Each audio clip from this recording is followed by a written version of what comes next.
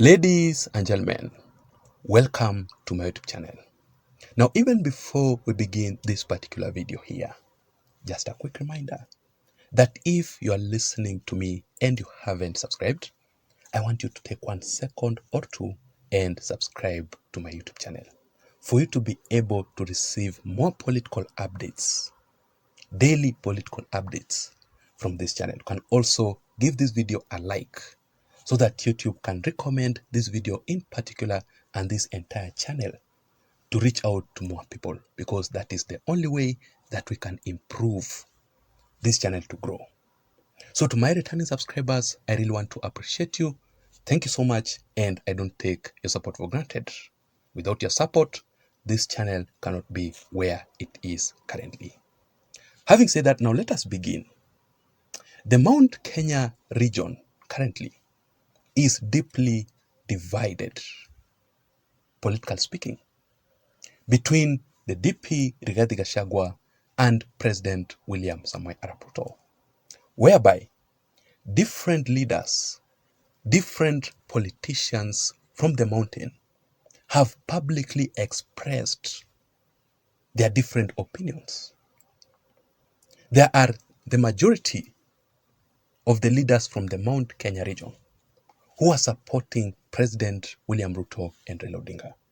Now, these leaders here are also supporting the DP Rigathi Gachagua's impeachment. There is also the minority of the leaders from the mountain who are supporting the DP Rigathi Gachagua, and they are strongly opposing Rigathi Gachagua's impeachment. Leaders like Irungu Kang'ata, leaders like Ndindi Nyoro. Nikimalizia, niliona wakora yote Nairobi na wewe mheshimiwa deputy rais, aki wewe ni mwanaume. Mimi ningetaka nikuwe kama wewe. Wanaume ile yote wakora Nairobi wanashikana, wanaleta jama, wanakupiga wewe na hautikiziki. Juzi wameripiwa mkahawa, waende waseme ati wewe uresign, ati wewe ukuwe impeached. Nataka niwafunze kiasi kwa dakika moja. Mimi nikipiga kura ya urais ilikuwa na watu wawili, mwenye anasimama urais na deputy rais, na kuna watu wengi sana walipiga kura kwa hiyo ballot kwa sababu yako mheshimiwa deputy rais. Kwa hivyo kama kuna mtu ametoka na wewe, wanaona wewe hauna maana tena, na wanaona wewe ni takataka, na wanaona wewe. As a matter of fact, during Rigathi Gachagua's impeachment at the National Assembly, Ndindi Nyoro did not participate at all. He did not vote for Rigathi Gachagua's impeachment. Leaders like the NARC Kenya party leader, Martha Karua, and others, just a few of them. But the most shocking thing here is when I see the former head of state, Uhuru Kenyatta, how he is playing along with the current political affairs of the Mount Kenya region. And Uhuru Kenyatta is also participating in the political differences between President William Ruto and his DP Rigathi Gachagua. Who exactly is Uhuru Kenyatta and his allies supporting between Ruto and Rigathi Gachagua? And could there be a possibility of a coalition between Ruto and the former head of state? So Uhuru Kenyatta, together with his very close political allies in the Jubilee party, people like David Murathe. You know how David Murathe, together with Raphael Tuju, frustrated President William Ruto so much during the Jubilee party administration. Uhuru Kenyatta's very close political ally by the name Pauline Njoroge. As a matter of fact, Pauline Njoroge currently, she is strongly supporting President William Ruto and Raila Amolo Odinga ahead of the 2027 general elections. You can go through Pauline Njoroge's social media handles just to prove all about this. People like Jeremiah Kioni And I'll read for you Jeremiah Kioni's recent remarks talking about the next deputy president that William Ruto must appoint to replace Rigathi Gachagua immediately after Rigathi Gachagua's impeachment. Leaders like Wahome Dhuku and very many others. Now, these leaders here are currently siding with President William Ruto, while they are strongly opposing Rigathi Gachagua. As a matter of fact, Uhuru Muigai Kenyatta's close political allies in the Jubilee party want Rigathi Gachagua to be impeached immediately. And that is exactly the reason as to why during Rigathi Gachagua's impeachment at the National Assembly, all of Uhuru Kenyatta's Jubilee Party MPs, a total of 32 of them, voted massively for Rigathi Gachagua to be impeached. That simply means that these MPs from the Jubilee Party had already received orders from above, from their own political party leader, who is Uhuru Muigai Kenyatta. Remember that the MPs always follow the direction of the party leader. Like, for instance, even in ODM, they voted massively for Rigathi Gachagua to be impeached because they had already received orders from Raila Odinga. The same way to UDA party MPs who voted massively for Rigathi Gachagua's impeachment. They had received orders from President William Ruto himself. Kalonzo Musyoka's Wiper party leaders and the MPs at the National Assembly, majority of them did not vote for Rigathi Gachagua's impeachment. They were opposing Rigathi Gachagua's impeachment in the National Assembly because Kalonzo had advised them not to support Rigathi Gachagua's impeachment. And also, that is the only reason as to why Uhuru Kenyatta himself and Mama Ngina Kenyatta dismissed Rigathi Gachagua's public apology. Uhuru Kenyatta refused to save Rigathi Gachagua at the time of need. Remember what Rigathi Gachagua was talking about. Does that mean Uhuru Kenyatta is still the king of the mountain? Oh, yes, yes. You do know?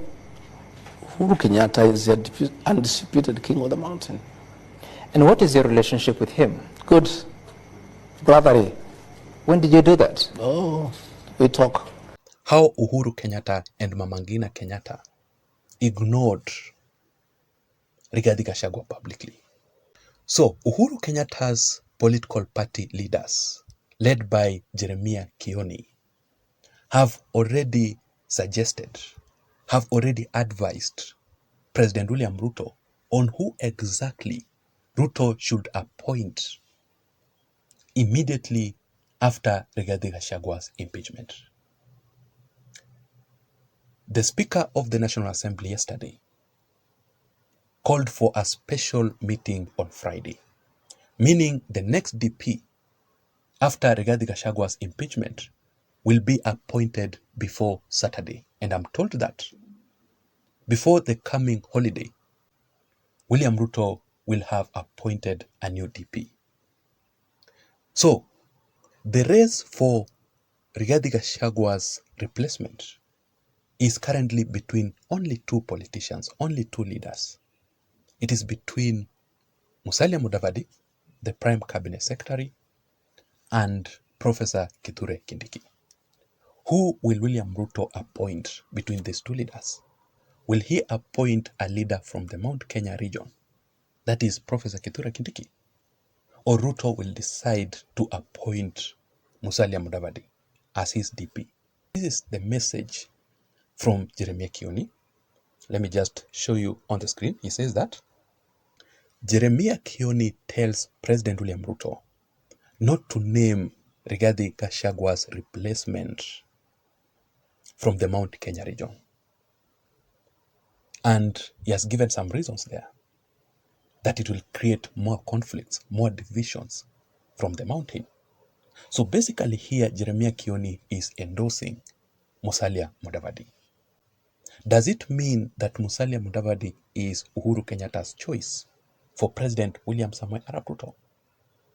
And another question here is, because of the Jubilee Party supporting President William Ruto currently and opposing the DP Rigathi Gachagua ahead of the 2027 general elections, could there be a possibility of a coalition between Jubilee Party and President William Ruto's UDA party? Could there be a possibility of Uhuru Kenyatta's Jubilee Party joining William Ruto and Raila Odinga's broad-based government ahead of the 2027 general elections? Of course, that is possible. Because first of all, Ruto and Uhuru Kenyatta, or UDA and the Jubilee Party, can work again ahead of the 2027 general elections through Raila Amolo Odinga. Raila Odinga can initiate the handshake between Ruto and the former head of state Uhuru Kenyatta through the broad-based government. I had already talked about this particular issue here. Remember that William Ruto is supporting Raila Odinga in the AU.